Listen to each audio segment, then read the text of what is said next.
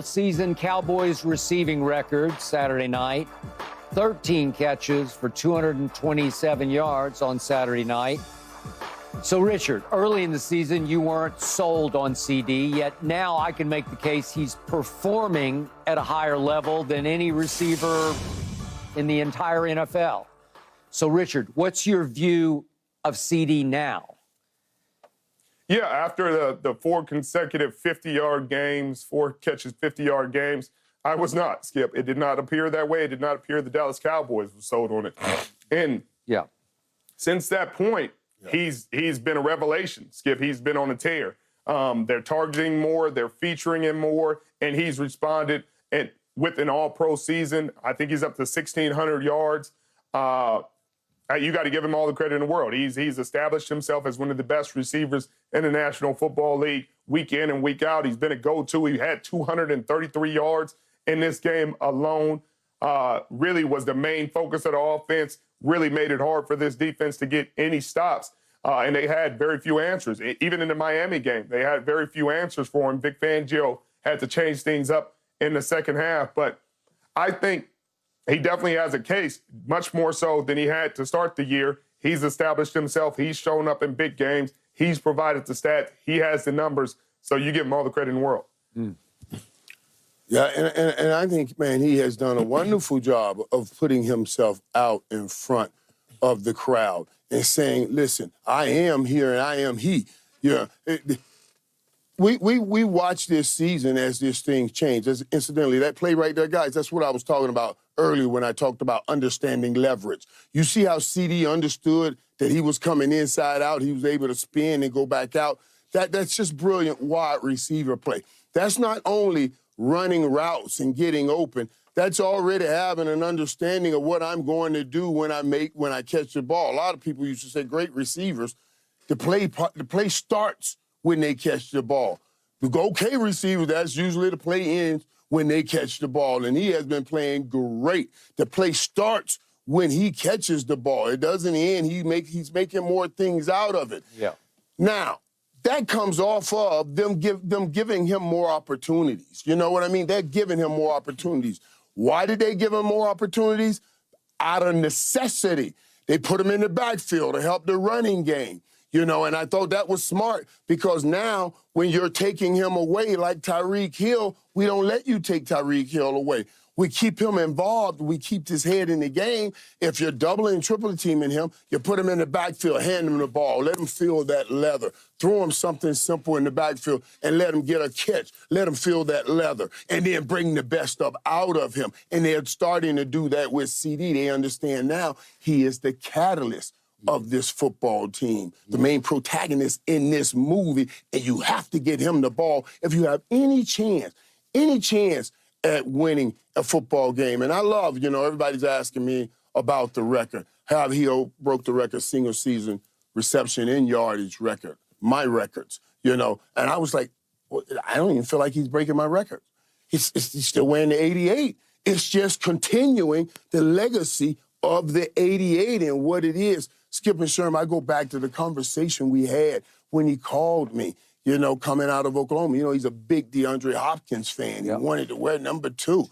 And he talked to me about it. He said, I just want to be honest with you, and I want to hear what you have to say about wearing 88. And I told him, I say, hey, man, you wear the number that when you wake up in the morning and you put toothbrush to tooth, whatever's going to pull the best out of you, you wear that.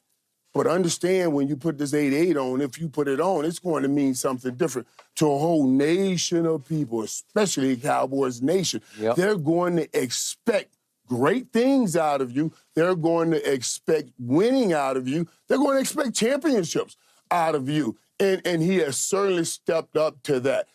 We were talking about receivers a couple weeks ago. And I said, man, no, Jerry Rice is the greatest to ever do it. But when you start with, once you finish with that Ian Rice, you start with that M and Michael. And I'm going to tell you something.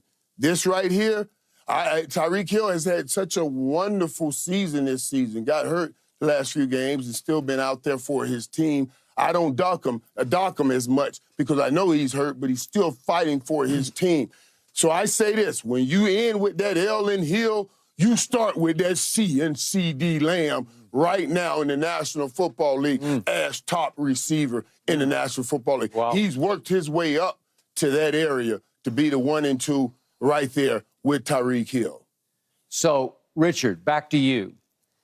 If I can remind you, you texted me a Jerry quote a couple of days after that debacle at San Francisco, that 42-10 thing that the Cowboys suffered. Remember, it was a weird Jerry quote in which it sounded like Jerry was not sold on CeeDee. It sounded like Jerry didn't have CeeDee's back. Remember that?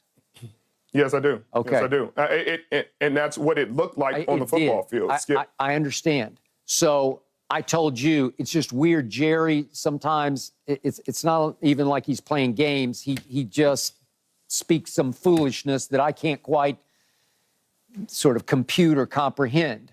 But the point was, CeeDee that week did go to Mike McCarthy and nicely complain and say, hey, I just need more than 4 for, what was it, 49 against San Francisco. And the next big game was the one, it was a turning point game. Michael was there. Michael celebrated at the end, but it was one out here at SoFi against the Chargers. So, Richard, if I can just do CeeDee's stats from that night forward, that 20-17 win night. Incredible. They are off the charts because he is first in targets. This is over the games since then. So it's 11 games. Last 11 games. He's first in the league in the NFL in targets, but he's first in catches, and he's first in overall yards catching, and he's second in touchdown catches with 9 to Mike Evans, who has 10. So he's only 1 behind Mike Evans. So my point is, if you just want to do productivity over the last 11 games, he's in a league of his own. So, yeah, right?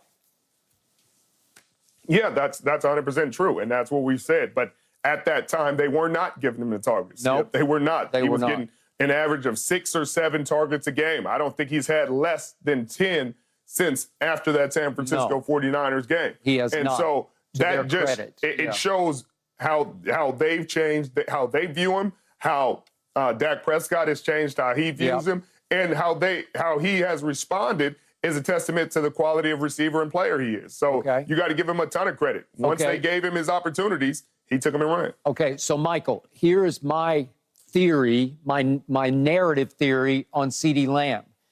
In interviews, he's just fine. He did a post-game interview the other night. He's good, but he's not great. He's not Michael Irvin. He's not electric.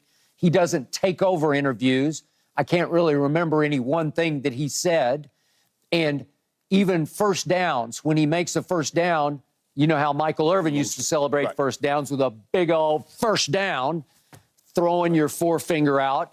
And CeeDee stands up and does a little tiny forefinger right next to his cheek, right? I made a first down. And I think that his aura and image are much smaller than Michael's were when he played, because CeeDee doesn't have a whole lot to say in interviews. Sometimes it's what you generate for yourself. He's not a big force on social media. He's not in the middle of this controversy or that controversy. He doesn't ever have that much to say during the week.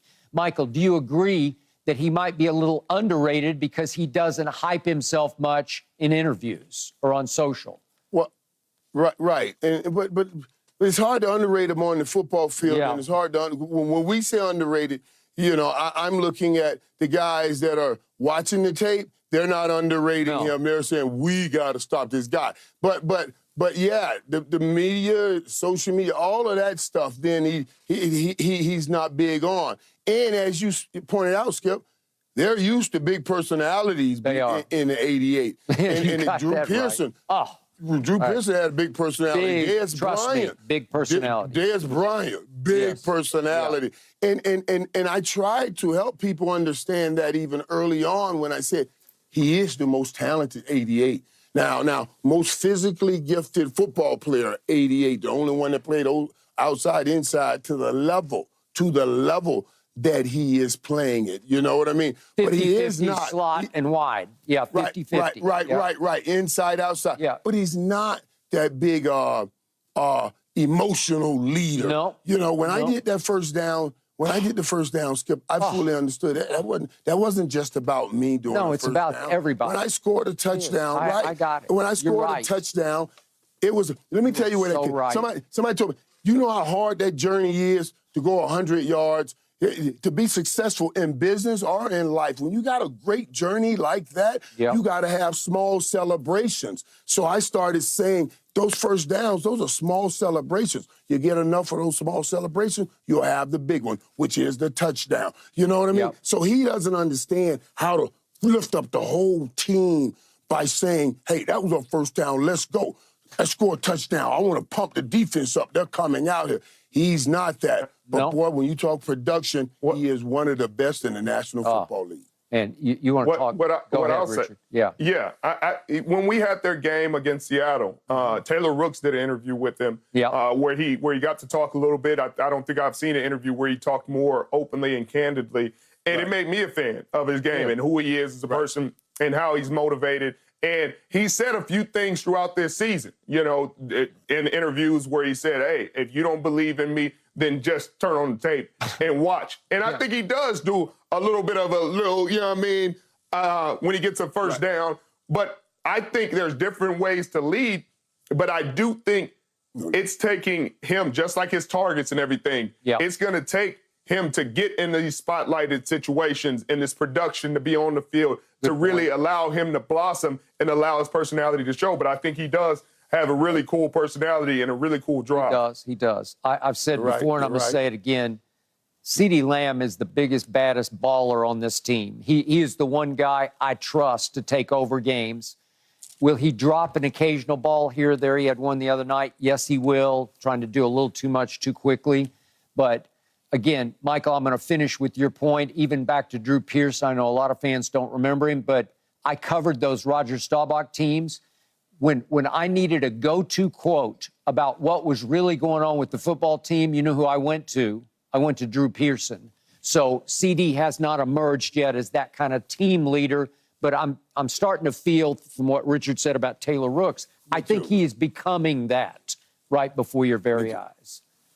Me too, and that was a great point, Sherm, to pull up, because the more you take ownership of it, the more you'll bring out of you. And I could see what you're saying. He is absolutely taking more ownership of it, because it is his football team. There's no doubt this is his football team. Okay, so speaking of underrated and underappreciated, does Jordan Love qualify for both of those?